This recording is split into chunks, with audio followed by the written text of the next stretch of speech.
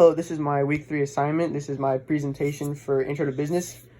My first slide is about management. I went and defined management and business management so we can understand the differences between business management and management by itself. Business management is the act of organizing people to accomplish the desired goals and objectives of a business. So business management requires the utilization of the entity's resources in the most efficient manner possible, which ultimately makes sense because in a business, every business or every person in that business wants to do everything in the most efficient manner possible so the business can keep flowing into the right direction and keep flowing the right way. So the next definition is management. Management is the organization and coordination of the activities of a business in order to achieve defined objectives. Management is often included as a factor of production along with machines, material, and money. So I went a little deeper into it and explained how management consists of the interlocking functions of creating corporate policy, organizing, planning, controlling, and directing an organization's resources in order to achieve the objectives of that policy. So management is used to fully direct and provide what the resources are in order to achieve the objectives set forth by the company. So within management comes organization. So organization within the business realm is basically how businesses are structured and how their structure helps them meet their goals. So in general, businesses are designed to focus on either generating profit or improving society, which starts from management. As management goes on about their day, does their job and everything, they need organization within the business realm to figure out what their goals are for the company. So going back on management, the 4 basic management functions are planning, organizing, leading, and controlling. Planning is decision-making in layman's terms. It's regarding the goals and setting the future course of action from a set of alternatives to reach them. So planning is used to figure out the goals of the company and finding the future ways and future roads to take to reach those goals. So organizing, it can be defined as the process by which the established plans are moved closer to realization. Ultimately, organizing involves determining how activities and resources are to be assembled and coordinated. So all in all, organizing is the part of management which involves establishing an intentional structure of roles for people to fill in the organization. So within organizing, it is used to find places for people to help them fulfill the plan set forth by the company and management. So going down deeper now for leading is influencing or prompting a member of the organization to work together with the interest of the organization, which ultimately creates a positive attitude towards the work and goals and among the members of the organization. So basically, leading is finding that happy medium between employee and management or upper management, finding that will to work together to create and find the goals and reach the goals of the company.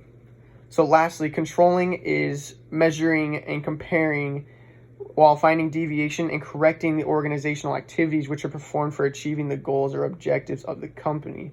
So controlling consists of activities much like measuring the performance or comparing with the existing standard and finding deviations within the company to find, and again, that happy medium to reach the goals that the company has set forth for them. So in order for that to happen, there has to be some skills that the managers use. So like I've noticed, there are many key management skills that can be used in order to be successful. But first, I want to define what management skills are. Management skills are attributes or abilities that an executive should process in order to fulfill specific tasks in an organization. So under this, I listed 4 of the main key management skills that I find are used by successful managers. The 4 I chose are planning, decision-making, problem-solving, and communication. Planning is one's ability to organize activities in line with set guidelines while still remaining within the limits of the available resources such as time, money, and labor. The next one I find very important is decision-making. Managers do make numerous decisions, whether knowingly or not. They make decisions as it's the key component in their success, basically, because whatever decision they make can make the company better or it can make the company worse. It just depends, but decision making is one of the most critical ones as a skill, because managers have to make decisions every single day for a company. The next one I find very important is problem solving. A good manager must have the ability to tackle and solve the frequent problems that can arise in a typical workday, which goes for any company. There can be many different problems that go within a company, and it's management's job to be able to problem solve and figure out ways to combat the problems that come up within a typical workday. The last and final management skill that I find very important is communication.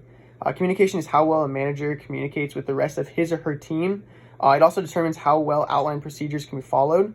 So this means how well the tasks and activities can be completed, which ultimately leads to the success of an organization. If you have communication, then your employees will know what's going on and management will know what's going on because you communicated together with them in order to find a good way to get information out to the whole entire company. So going a little bit deeper into management is the different types of leadership. Like I said before, there's many management skills. There are also very many types of leadership. The three most common types of leadership that I have seen and I have studied within different classes are transformational leadership, transactional leadership, and servant leadership.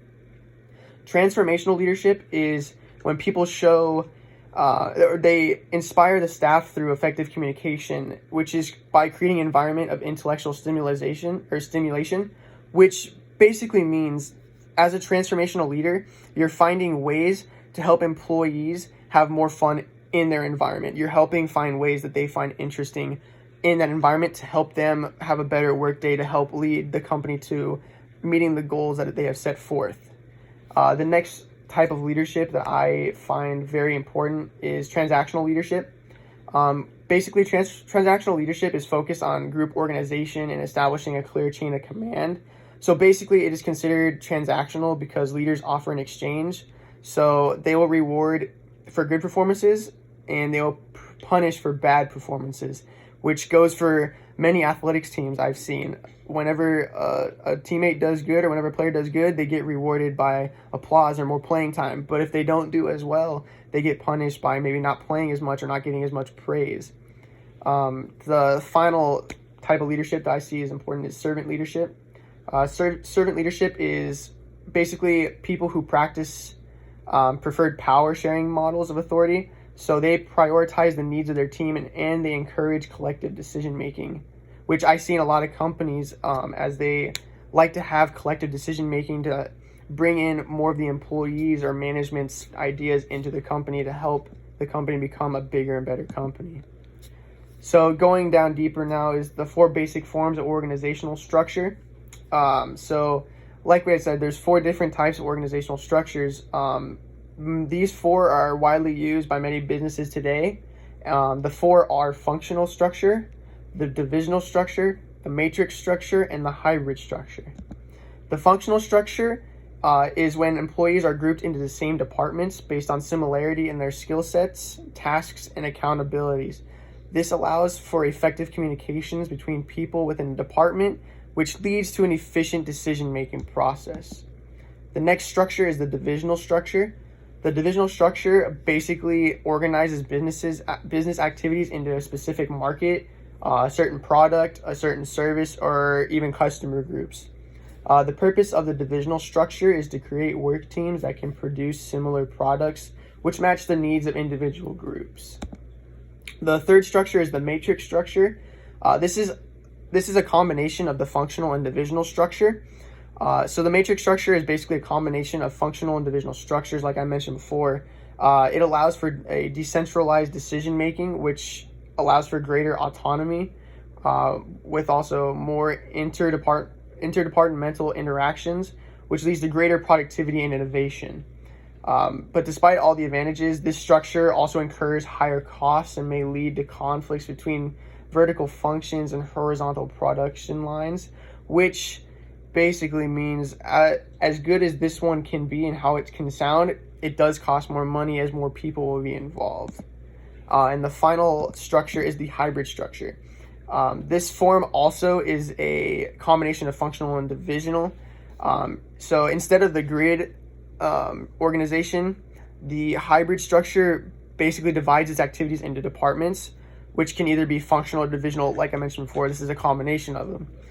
So this structure allows for utilization of resources and knowledge in each function, which is good, especially while maintaining product specialization in different divisions. So the hybrid structure is widely adopted by many large organizations due to the fact that it allows for many different departments to come together to come to that happy medium to find what works best for the company, hence the combination of functional and the divisional structures. Thank you for listening to my presentation. I hope it was informative and good in the eyes of you guys. So thank you so much for listening.